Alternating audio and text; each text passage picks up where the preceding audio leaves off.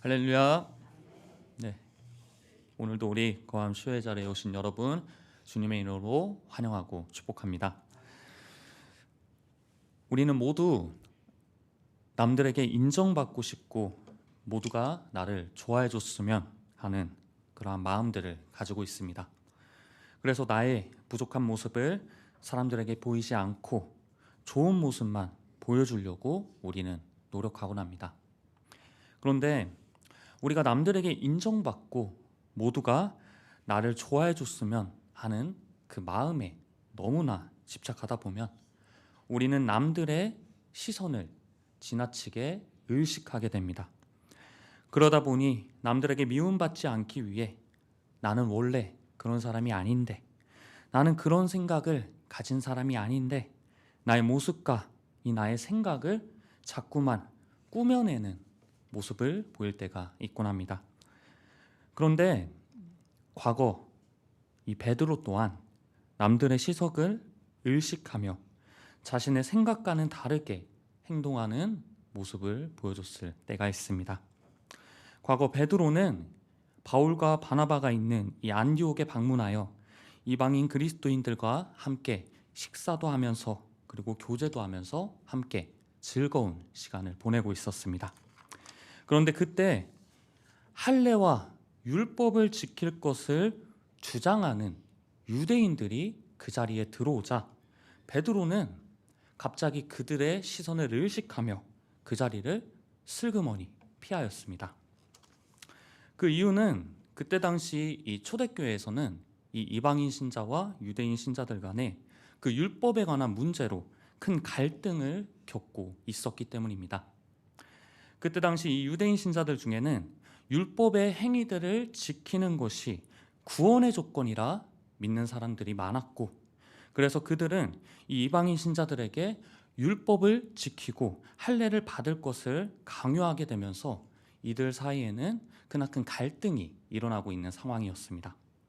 쉽게 말해 우리가 교회에 다니는 사람 그리고 안 다니는 사람 이렇게 나누는 것처럼 교회 다니는 사람은 믿는 사람, 교회 다니지 않는 사람은 믿지 않는 사람이라고 구별하는 것처럼 그들도 할례를 받은 사람은 우리와 같은 하나님의 자녀, 할례를 받지 않은 사람은 이방 죄인들이라는 생각을 가지고 있었다는 것입니다. 그렇기에 베드로는 자신도 유대인이기 때문에 유대인들이 들어오자 그들의 시선을 의식하면서 이방인 신자들과의 그 식사 자리를 슬그머니 피하였다는 것입니다. 그런데 베드로는 이미 이방인 고넬료와의 만남을 통해 율법의 행위를 지키는 것이 구원의 조건이 아님을 너무나 잘 알고 있었고, 이방인들도 하나님의 그 구원 계획에 포함되어 있다는 사실을 베드로는 이미 알고 있었습니다. 과거 베드로는 하나님의 인도하심으로 이방인 고넬료와 그의 가족과 친구들을 만나 그들에게 복음을 전했고, 베드로가 그들에게 복음을 전할 때에 이방인에게도 성령이 임하는 것을 베드로는 두 눈으로 똑똑히 목격하였습니다. 하지만 그럼에도 베드로는 이 유대인 신자들의 그 시선을 의식하며 자신의 생각과는 다르게, 자신이 복음에 대해서 알고 있는 것과는 다르게 자신의 태도를 바꾸는 그러한 모습을 보였다는 것입니다. 이런 베드로의 이러한 모습처럼 우리 또한 사람들의 그 시선을 의식하며 나의 생각과는 다르게 행동할 때가 있곤 합니다. 믿지 않는 사람들과 있을 때 괜히 나의 신앙을 숨기기도 하고, 믿음이 부족해 보이고 싶지 않아서 일부러 더 경건한 척, 일부러 더 거룩한 척 나의 모습을 꾸며내기도 할 때가 있고, 또 이것이 잘못된 교회의 전통과 분위기임을 알면서도 사람들에게 미움받을까 봐 잘못된 것을 잘못됐다 말하지 못하는, 그렇게 쉬쉬하고 넘어갈 때가 우리는 있곤 합니다.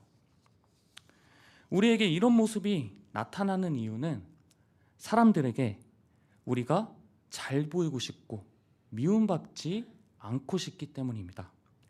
우리가 사람들의 시선을 너무나 지나치게 의식하기 때문입니다.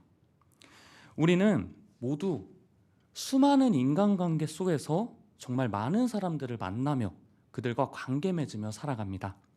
그러다 보니 우리는 자연스럽게 모두에게 인정받고 싶고 모든 사람들이 나를 좋아해 줬으면 싶고 그러한 마음으로 인해 우리는 자꾸만 남들의 시선을 의식하곤 합니다.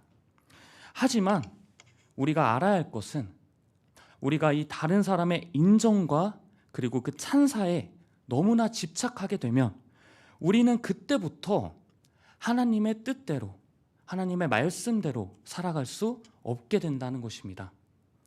사람들에게 미움받지 않기 위해 내가 느낀 감정이나 내가 알고 있는 그 생각은 숨기고 사람들에게 인정받기 위해서 사람들이 원하는 모습으로 나의 모습을 꾸며내기 시작할 때 우리는 하나님의 말씀대로 살지 못하고 옳은 일을 선택할 수 있는 그 담대함을 잃어버리게 된다는 것입니다. 그래서 반대로 우리가 담대해지는 순간은 사람들의 인정과 찬사는 더 이상 바라지 않고 오직 주님 말고는 더는 바랄 게 없을 때 우리는 담대해질 수 있습니다. 우리가 담대해질 때 사람들의 그 시선과 그리고 그 눈치에서 벗어나 하나님 안에서 진실되고 정직한 나로 살아가는 그 자유함을 우리는 누릴 수 있게 되는 것입니다. 우리에게 담대함이 없으면 우리는 그것이 죄인 줄을 알면서도 우리는 그 분위기에 쉽게 휩쓸리게 됩니다. 베드로가 이 이방인과의 식사 자리를 슬그머니 피했을 때 그 모습을 본 다른 유대인들도 베드로를 따라 그 자리를 피했고 심지어 바울의 동역자 바나바조차도 그 분위기에 휩쓸려 이방인과의 식사 자리를 같이 피하게 되었습니다. 이렇듯 우리는 담대함이 없으면 우리는 죄의 유혹에 너무나 쉽게 휩쓸리게 됩니다. 이것이 잘못된 일임에도 아무도 말하지 않으니 사실 괜찮지 않을까 하면서 우리는 그 죄에 대해 무감각해져 버리는 것입니다. 그래서 바울은 이 베드로의 잘못된 행동을 바로잡지 않으면 정말로 이방인들은 율법과 할례를 지키지 않는 더러운 죄인들이 되기 때문에 이 예수 그리스도의 복음이 왜곡되기 때문에 바울은 사람들에게 미움받고 비난받을 수도 있지만 그럼에도 공개적으로 그 자리에서 베드로를 책망하면서 베드로의 그 잘못된 행동을 바울은 바로잡았던 것입니다. 이런 바울의 모습처럼 우리가 사람들에게 미움받는 것이 두려워지지 않을 때 우리는 그때 비로소 하나님의 말씀으로 살게 되고 하나님의 인도하심대로 우리는 살아갈 수 있게 되는 것입니다. 그렇기에 둘째로 우리는 이 사람의 시선에서 벗어나 오직 하나님 앞에서 살아가야 합니다. 우리 함께 오늘 말씀 갈라디아서 2장 18절 말씀 함께 읽겠습니다. 우리 함께 읽겠습니다. 만일 내가 헐었던 것을 다시 세우면 내가 나를 범법한 자로 만드는 것이라. 아멘. 우리가 잘 알듯이 이 바울과 베드로는 원래 율법을 따르던 유대인들이었습니다. 하지만 그들이 예수님을 만나고 복음을 깨닫게 되어 율법의 행위를 지킴으로 의로워지는 것이 아닌 오직 예수 그리스도를 믿는 그 믿음으로 의롭다함 받는 그 복음의 진리를 그들은 깨닫게 되었습니다.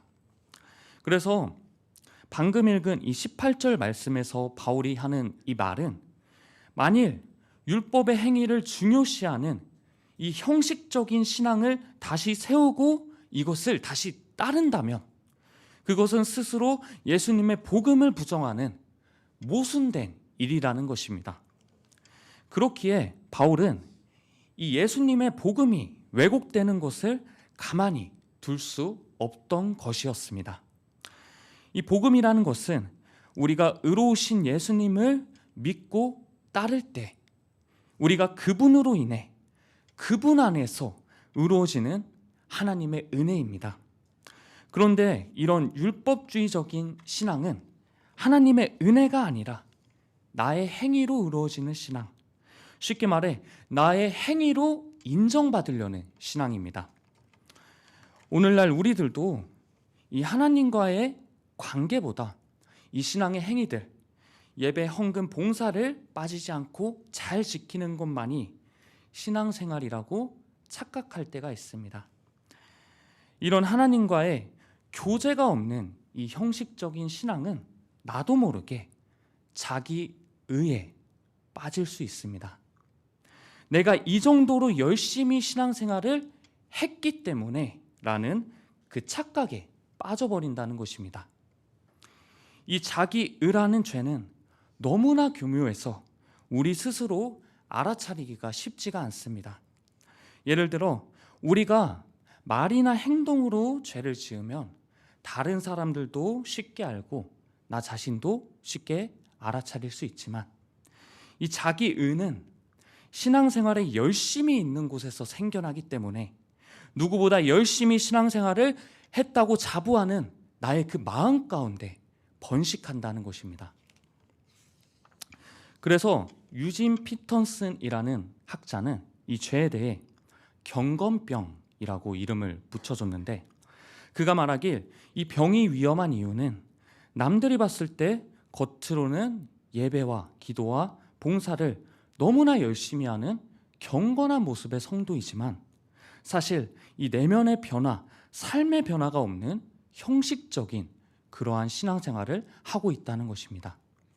그래서 이 경건병의 특징은 은근히 사람들에게 인정받기 위해 경건한 척을 하고 거룩한 척을 하고 나보다 신앙이 부족해 보이는 이들을 보면서 나 스스로 만족감을 느낀다는 것입니다.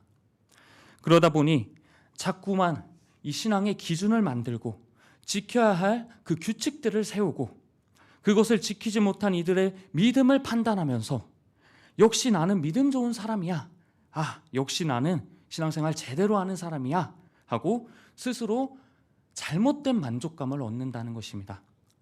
그렇기에 우리가 이 신앙생활을 제대로 하기 위해서는 사람들의 인정과 찬사에 목을 매는 것이 아닌 옆 사람과 나를 비교하며 나의 만족감을 채우는 것이 아닌 오직 코람데오의 삶, 언제나 하나님 앞에서 살아간다는 마음으로 하나님과 관계 맺으며 살아갈 때, 그때 우리는 하나님의 은혜로 우리의 삶이 변화되어지고 나날이 하나님을 닮아가는 참된 신앙인의 모습으로 우리는 변화되어져 간다는 것입니다. 원래 우리는 죄인이기 때문에 하나님 앞에 나와올 수도 하나님과 관계 맺을 수도 없었습니다. 하지만 우리 주 예수 그리스도께서 인간과 하나님 사이에 있는 그 죄라는 커다란 그 벽을 허물어 주셨기 때문에 우리는 하나님께로 나아갈 수 있게 되었고 우리는 하나님과 관계 맺으며 하나님과의 관계 안에서 살아갈 수 있게 되었습니다. 즉 예수님께서 십자가에서 죽으신 것은 죄에 대하여 죽으신 것이고 다시 사신 것은 하나님과의 영원한 관계를 위해 사신 것입니다. 그렇기에 참된 신앙인이라면 예수님의 은혜로 나 자신이 죄에 대하여는 죽고 오직 하나님과의 관계 안에서 사는 자들인 것을 우리는 기억해야 하는 것입니다. 즉 우리가 하나님과의 이 관계 안에서 살아갈 수 있는 그 유일한 방법은 오직 예수 그리스도, 내 안에 계신 그리스도께 내 삶을 매일매일 내어드리며 그분의 인도하심으로 하루를 살아갈 때 우리는 하나님과의 관계 안에서 살아갈 수 있게 되며 우리의 삶의 모습이 나날이 변화되어져 간다는 것입니다. 그래서 바울은 이런 참된 그리스도인의 삶에 대해 오늘 말씀에서 이렇게 말하였습니다. 우리 함께 갈라디아서 2장 20절 말씀 함께 읽겠습니다. 함께 읽겠습니다. 내가 그리스도와 함께 십자가에 못 박혔나니 그런즉 이제는 내가 사는 것이 아니요 오직 내 안에 그리스도께서 사시는 것이라. 이제 내가 육체 가운데 사는 것은 나를 사랑하사 나를 위하여 자기 자신을 버리신 하나님의 아들을 믿는 믿음 안에서 사는 것이라. 아멘. 바울은 말합니다.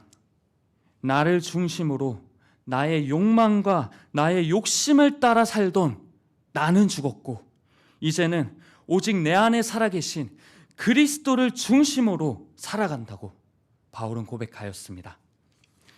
사랑하는 성도 여러분, 우리는 연약한 사람이기에 자꾸만 나의 자아에 이끌리고 나의 본능에 이끌리고 나의 욕심과 나의 그 욕망에 우리는 자꾸만 이끌리게 됩니다. 그래서 자꾸만 주님이 아닌 세상을 보게 되고 주님이 아닌 사람을 보게 됩니다. 하지만 이 세상과 사람은 우리의 영혼의 그 깊은 곳을 만족시킬 수 없습니다. 오직 주님 안에 거할 때 주님만이 우리 영혼의 참된 만족함과 기쁨을 끊임없이 공급해 주시는 분이십니다. 그렇기에 이번 사순절 기간 이 내 자아를, 내 본능을, 내 욕심을 십자가에 못 박는 여러분 되시길 바랍니다.